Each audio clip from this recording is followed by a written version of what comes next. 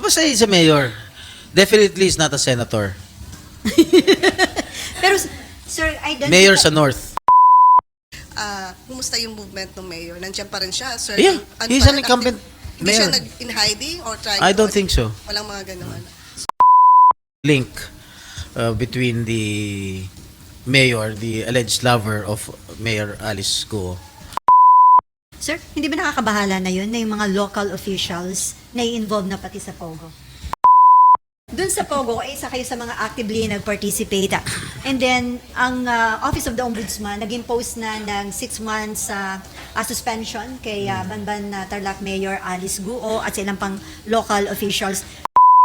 Sir, dun sa Pogo, isa kayo sa mga actively nag-participate. And then, ang Office of the Ombudsman nag-impose na ng 6 months suspension kay Banban Tarlac Mayor Alice Guo at sa ilang pang local officials. Sa tingin niyo maganda ba itong development para talagang mas magawa yung investigation? Well, it's a welcome development for us, especially those investigating her case here in the Senate. It's a welcome development for us that she was meted out a 6-month suspension by ombudsman, no? By the ombudsman. Yun ba- Para wala na siyang influence, para hindi niya magamit ang kanyang impluensya. Yun lang ang intention nun, huwag magamit yung influence. Yes, It doesn't so. mean na may nakita ng strong evidence. Wala pa.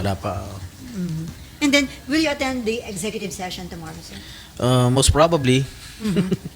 Ano yung ine-expect mo na mga possible information? Well, I do not have any information yet, but since it is an executive session, they might divulge issues or issues against Mayor Alice Go. That na siguro it might concern national interest. And possible din na doon makita yung kanyang connection dito Yes. sa Pogo operation.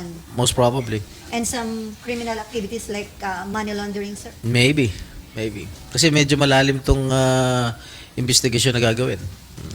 Kasi yung father, yung tatay hindi na yata malocate, nasa China na yata, pati yung nanay, no, who we all think is a Chinese citizen, di ba? Sir, are you now willing to divulge the name of mayor na sabi na nag-handle ng Pogo owned by Mayor? Alam na ni Marlon kung sino. Basta he's a mayor. Definitely he's not a senator. Pero, sir, identify... Mayor sa North. Sir, ba't ayun yung pangalanan ko, ipapatawag siya ng committee? Ha? Meron ka bang Well, request na I ipatawag? just received a very reliable information that her partner is a public official. Kasi sabihin ko mayor ng isang maliit na bayan sa Pangasinan. And according to my bubuit,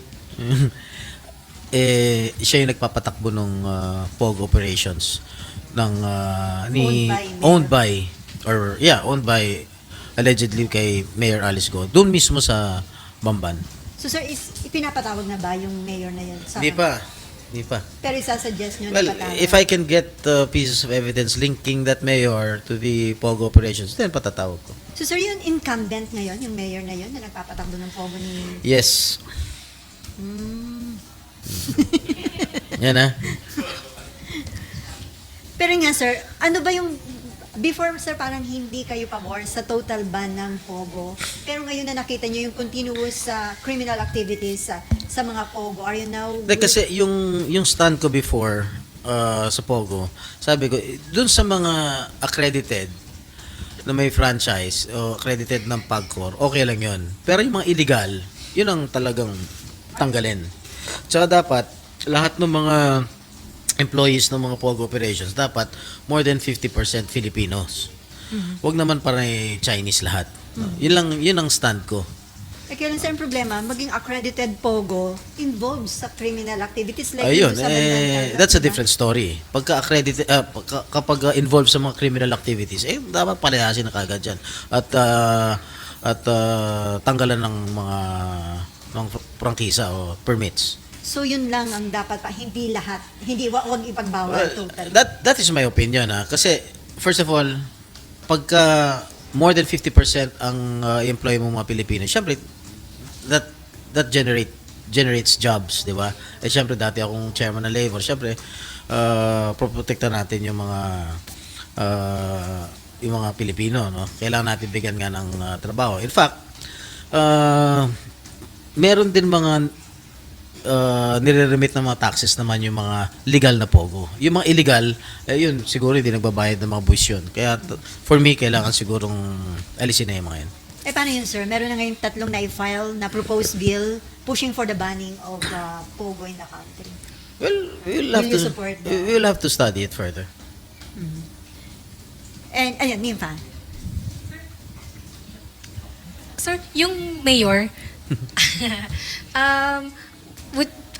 would you encourage po the DILG or would you call on the DILG para investigahan na rin ito? Kasi ngayon naman, sir, If the DILG asks for his name, then sasabihin ko sa kanila.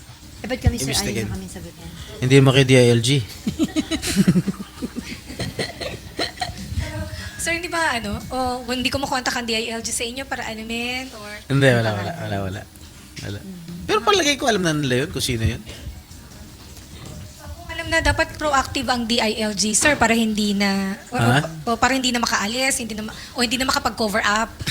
Well, it's up to the DILG to have their own investigation. Of course, I will not meddle with their investigation.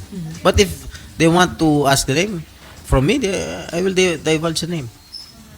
Kasi mahirap i-divulge sa media kasi baka i-deny eh.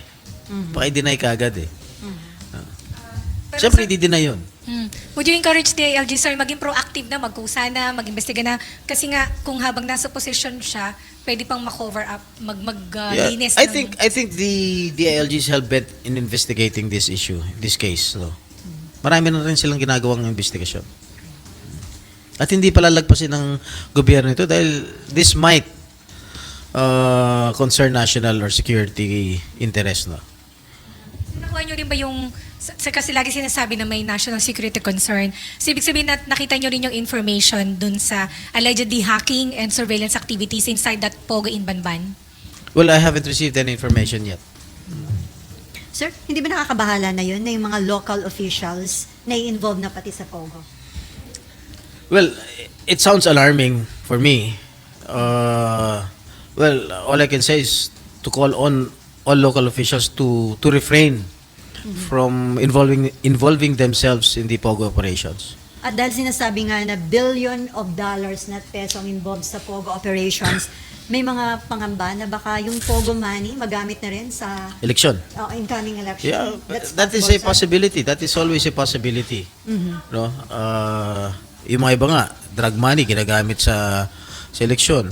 Yung gambling money ginagamit din sa eleksyon. Baka susunod yung Pogo money na gagamitin sa eleksyon. That is also a possibility. At ganoon din posibleng nangyari kay Mayor Go o kaya nalagay siya sa Most position. probably. Okay, Myla. Sir, just a follow-up. Would you know, sir, kung kasama sa ini-investigate na ng DILG yung mayor na partner supposedly ni yung mayor supposedly na partner Partner ni ni Mayor Mayor Go. Would you know kung kasama na siya sa I do not in-investigate? have any information about it. Sir, kasi kung if you're still going to wait for DILG to ask for the name, hindi ba too late na? Baka too late na kasi Hindi naman. Palagay ko, hindi naman mga tanga yung mga tiga-DLG. Palagay ko, alam na rin nila kung sino yung mayor na tinutukoy ko. Tanong nga, Baka discreet lang yung kanilang investigation. We do not know. As of yung latest information niyo, sir, kumusta yung movement ng mayor? Nandiyan pa rin siya, sir? Yeah, Ano he's pa an rin, incumbent Hindi siya mayor. in hiding or trying I don't think so. Walang mga ganun. So, ganun siya ka-confidential? Kung, Ha? Ganun siya ka-confidential kung sa tingin nyo, alam naman ng DILG. I don't know. Parang Baka- business as usual, Baka wala sir? yung pangalan niya ron sa nakalista ron sa pagmamanage ng Pogo. Hindi natin alam. at yung tanong ni Diba? Mayor Go, gwapo daw ba? Ano yung tanong ba ni Mayor Go? Basta siguro, I don't know, i-google nyo. Ano ba pangalan? Mamaya sabihin ko sa inyo. Pero, sir, Alam na ni Marlon. Sir, just, based on your information, sir, mabigat yung evidence nyo na talagang directly link itong Well, partner. that is why I did not pursue my line of questioning eh. Because I still have to receive additional information regarding the link between the mayor, the alleged lover of Mayor Alice Go, and yung connection niya sa Pogo operations ni Mayor. Without disclosing, sir, yung hawak niyong evidence, pero ano lang to, sir, verbal, documentary, ano yung Wala. Wala. It came from a very reliable source no, na yun nga, yung kanyang alleged lover ay involved sa Pogo operations. Since nung disclosure niyo, sir, wala pang additional information Wala pa. backing that. Wala pa.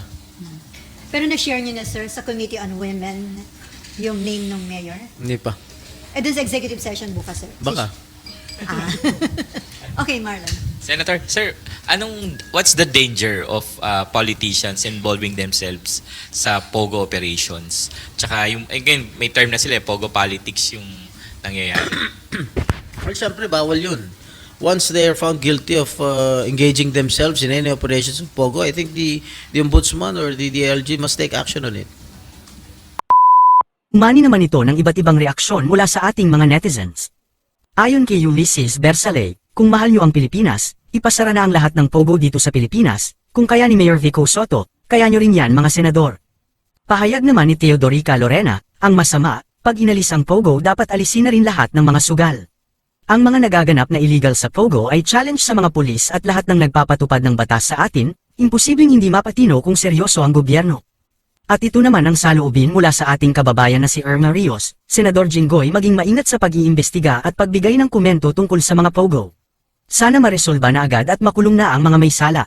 Mga kababayan, feel free to comment below para maglabas ng saloobin sa balitang ito.